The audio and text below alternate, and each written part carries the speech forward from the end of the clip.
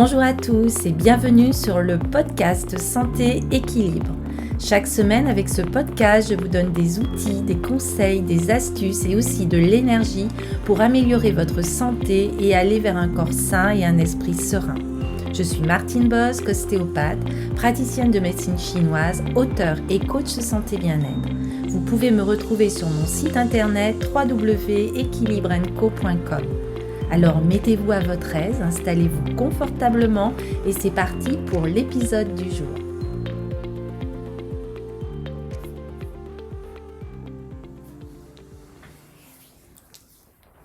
Savez-vous ce qu'est l'équilibre acido-basique? Et surtout, comment faire pour rétablir cet équilibre au niveau de votre corps pour être en bonne santé? C'est une question qui m'a été posée cette semaine par une de mes élèves de Qigong. Et c'est pour cette raison que je voulais aborder ce sujet dans ce nouvel épisode de podcast. Tout d'abord, pour être en bonne santé, notre organisme a besoin d'autant de substances basiques qu'acides. Et la rupture de cet équilibre vers une acidification du terrain est souvent source de nombreux maux. Très courant de nos jours en raison de nos habitudes alimentaires et de notre mode de vie. L'acidification du terrain peut facilement être corrigée par des moyens naturels. Et c'est ce que nous allons voir dans ce podcast. Tout d'abord, voyons les principes de l'équilibre acido-basique. Dans ces dernières décennies, ce sont surtout les ouvrages du docteur Catherine Cushman et de Christopher Vasset qui ont fait connaître ce concept. Pour que notre organisme puisse bien fonctionner, il doit bénéficier d'un pH équilibré, à savoir un pH neutre. Le pH ne doit donc être ni trop acide, ni trop basique ou alcalin. Ainsi, le pH va se calculer sur une échelle allant de 0, acide, à 14, basique. Et le pH sanguin du corps se situe entre 7,35 et 7,45. Alors, si certaines personnes réussissent à lutter contre l'agression que représente l'excès de substances acides, la plupart d'entre nous, malheureusement, se montrent à des degrés divers peu capables de les neutraliser et de les éliminer. Et ainsi, l'acidification du terrain est la source de très nombreux troubles de santé. Beaucoup de gens en sont atteints, mais dans l'ignorance des causes véritables de leurs maux, leur souffrance dure parce que le traitement adéquat n'est pas mis en place. Et la multiplicité des affections qui résultent de l'acidification du terrain, troubles qui peuvent se manifester simultanément ou successivement dans le temps, fait courir le malade d'un spécialiste à un autre et adopter des traitements divers alors que souvent un traitement unique améliorerait sa guérison, la désacidification de son terrain. Ainsi, pour maintenir un pH équilibré, il faut consommer en bonne proportion des aliments acides et des aliments alcalins, dont nous parlerons plus tard dans cet épisode. Alors, quelles sont les maladies dues à l'acidification du terrain? Alors, la liste qui suit contient les troubles les plus courants résultant de l'acidification du terrain. Ils sont dus au ralentissement de l'activité des enzymes que l'acidification du terrain provoque, à la déminéralisation des tissus et aux lésions organiques engendrées par les fortes concentrations d'acide. On va retrouver comme maladie le manque chronique d'énergie, la fatigabilité, la frilosité, mais aussi l'insomnie, la nervosité, les maux de tête, l'eczéma, les rhumes chroniques, la difficulté à récupérer, la tendance dépressive, les gencives qui vont être inflammées, sensibles, la sensibilité des dents au froid, au chaud et à l'acide, des caries, des effritements des dents, aussi des cheveux ternes ou des cheveux qui tombent, des brûlures urinaires ou rectales, une peau sèche, crevassée, fissurée, des ongles qui vont être fragiles, cassants, dédoublés, tachés, rayés. On retrouve aussi souvent des crampes ou des spasmes musculaires, des atteintes des articulations, la douleur de sciatique, une sensibilité souvent accrue à la douleur et une grande réceptivité aux infections avec la baisse de votre système immunitaire. Alors ce qu'il faut bien savoir, c'est que face à l'acidité du corps, nous ne sommes pas tous égaux. En effet, l'apport d'acide par les aliments et la production d'acide par le fonctionnement organique sont inévitables. Il est donc normal pour l'organisme d'avoir à traiter avec des acides. Mais alors que certaines personnes se trouvent bien armées pour faire face aux acides, d'autres malheureusement le sont beaucoup moins.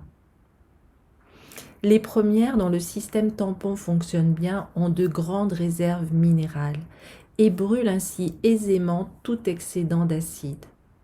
Alors de telles personnes ne s'acidifient pas facilement et les abus d'acide doivent se répéter souvent et durer depuis longtemps pour que le terrain de ces personnes se dégrade et que les troubles se manifestent. La deuxième catégorie est composée de personnes qui présentent une faiblesse métabolique à l'égard de substances acides. Ces personnes sont vite débordées en présence d'acide.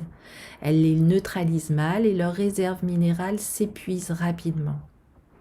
De plus, ces personnes ont une très grande et faible capacité de combustion ou d'oxydation des acides et ceux-ci, au lieu d'être transformés, vont rester sous forme d'acide.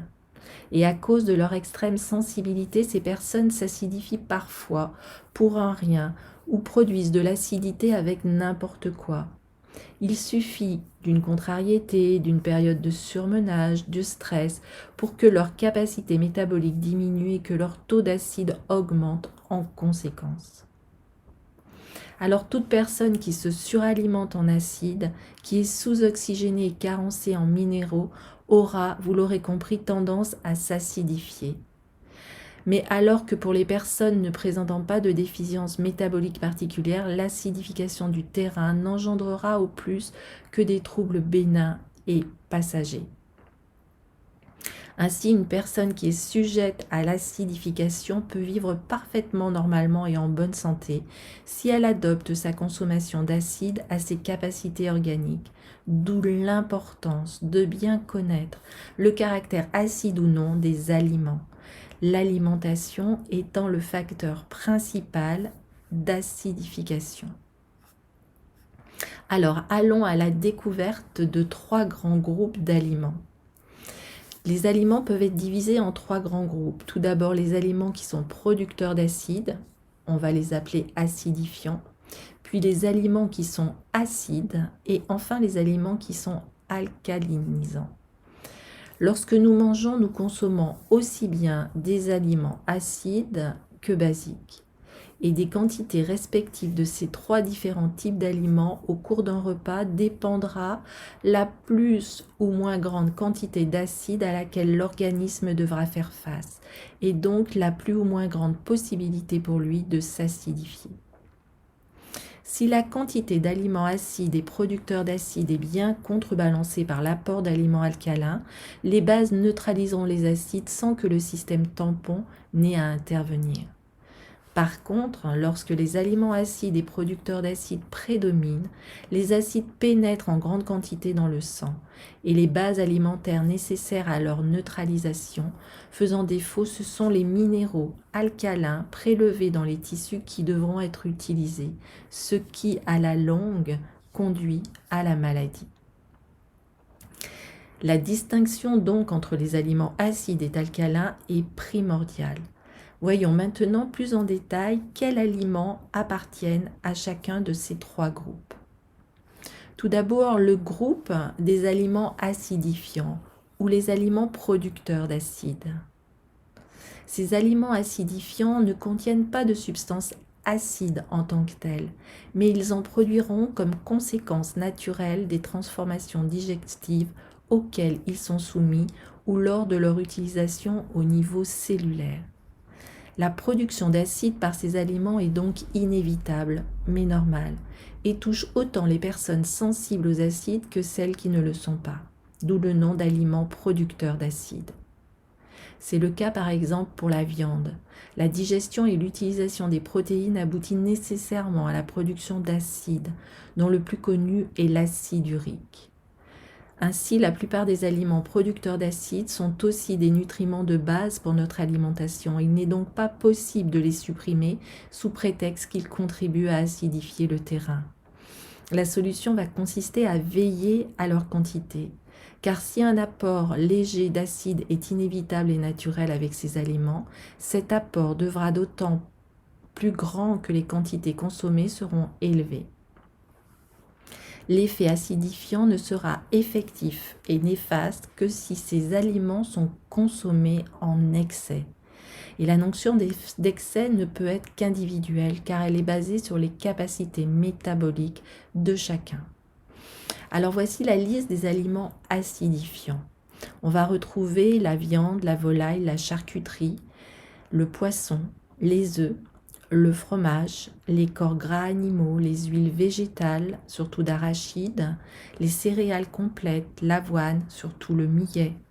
On va retrouver aussi les aliments acidifiants dans le pain, les pâtes, les flocons et aliments à base de céréales, mais aussi les légumineuses, le sucre raffiné et blanc, les sucreries telles le sirop, les pâtisseries, le chocolat, les bonbons, la confiture, les fruits confits, les fruits oléagineux comme la noix, la noisette, sauf l'amande, et aussi le café, le thé, le cacao et le vin.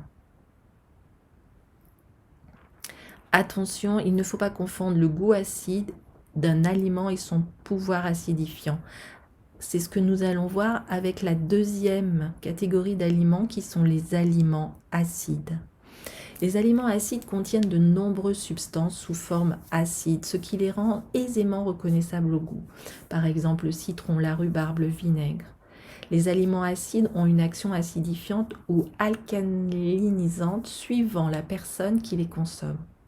Ainsi, les personnes sensibles aux acides doivent veiller tout particulièrement aux aliments figurant dans cette liste, car chez elles, l'effet de ces aliments sera toujours acidifiant.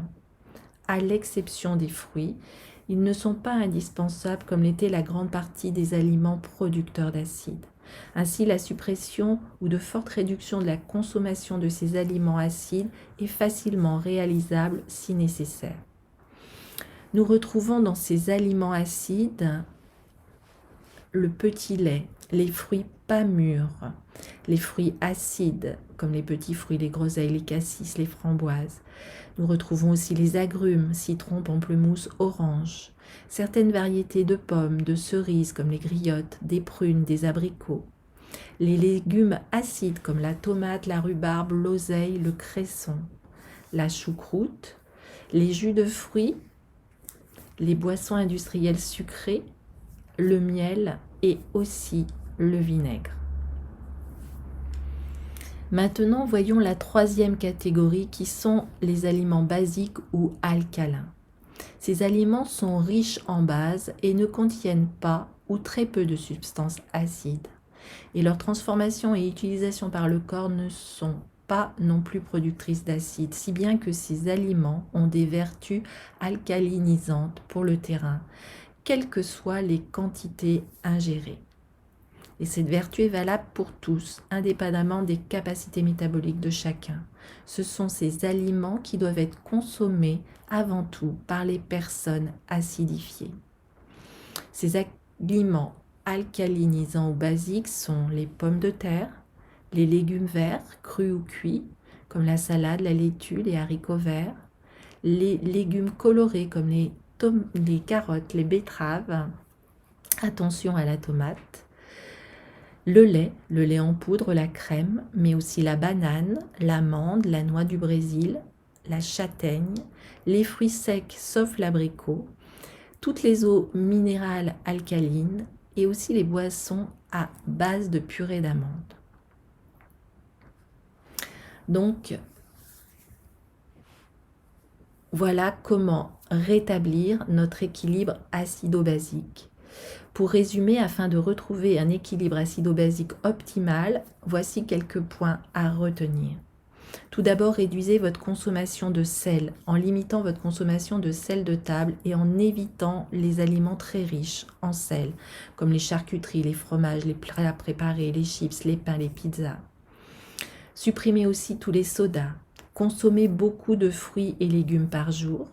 Privilégiez toujours la cuisson des légumes à la vapeur douce plutôt que par une grosse ébullition. Limitez le café. Limitez votre exposition aux pesticides, au tabac et à l'alcool. Buvez au moins 1,5 litre d'eau minérale par jour et pratiquez une activité physique et des exercices de respiration et de méditation. Je vous recommande aussi de prendre des compléments alimentaires pour aider à l'équilibre acido-basique.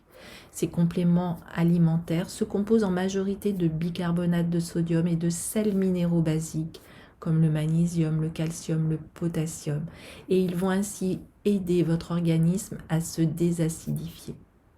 Le zinc contribue au bon métabolisme acido-basique ainsi que la vitamine D qui participe à la bonne absorption et à l'utilisation du calcium et du phosphore, favorisant ainsi une bonne minéralisation osseuse. Les vitamines E et C sont de puissants antioxydants qui agissent aussi dans la protection des cellules. Voilà pour ce podcast, j'espère qu'il vous aura intéressé. Merci de votre écoute et je vous souhaite de tout cœur un bon équilibre acido-basique et une très belle vitalité. Je vous dis à très vite pour un nouvel épisode de podcast. Prenez bien soin de vous. À très bientôt.